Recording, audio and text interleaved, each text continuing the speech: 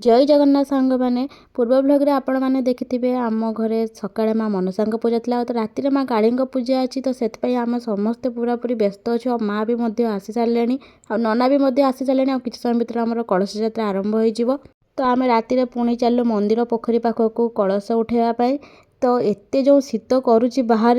आउ घर ठू मंदिर पोखरी प्राय तो अल्प बाट तथापि शीत बहुत जोर करता है देह पूरा थरी जाए तो भिडटा आसापे बहुत डेरी होती कहीं पूजा परदिन आम घर एमती किसी होता जो आम समस्त मन बहुत दुख थिला तो ये नना पूजा कर